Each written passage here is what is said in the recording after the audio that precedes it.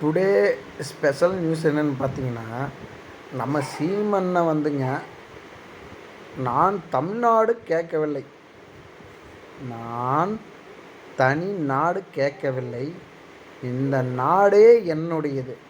இப்படிக்கு சீமான் நம்ம தான் அண்ணன் சீமண்ணன் சொல்லியிருக்காருங்க. நீங்களே கொஞ்சம் யோசிச்சு பாருங்கள். இது ஒரு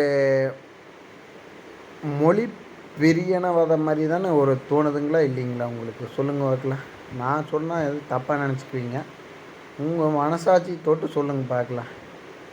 நான் தமிழ்நாடு கேட்கவில்லை, இந்த நாடே என்னுடையது தான். தெற்காசிய முழுமைக்கும் பரப்பி வாழ்ந்தவர்கள் தமிழர்கள். அப்படி என்றால் இந்த நாடே என்னுடையது.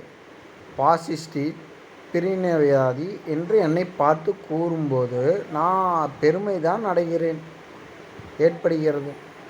இப்படிக்கு நாம் தமிழர் கட்சி ஒருங்கிணைப்பாளர் சீமான் அவர்கள் சொல்லுங்காங்களா, இப்படி இல்லாத பொல்லாதையெல்லாம் தூண்டி விட்டு போட்டுங்க. கடைசியில் எல்லாம் பிரச்சனையெல்லாம் கொண்டு வந்துட்டுங்க. கடைசியில் தமிழ்நாடு பிரச்சனை வரும்போது யாருன்னு காப்பாற்றுவா? ஏனுங்க, அவனுக்கு மொழி வேணுங்கள. குஜராத்தி அவனுங்கெல்லாம் கிட்டத்தட்ட ஒரு 2000 ஒரு 4000 வருஷத்துக்கு பழமையானவர்.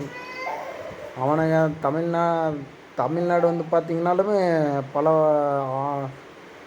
பல்லாயிரம் வருஷம் பழமையானது தானுங்க, இல்லைன்னு சொல்லிங்க. இருந்தாலுமே இப்படியே பொய்யெல்லாம் சொல்லக்கூடாது தானுங்க, கரெக்டு தானுங்க. அது சொல்லியிருந்தால் தப்பாக மன்னிச்சிக்கங்க.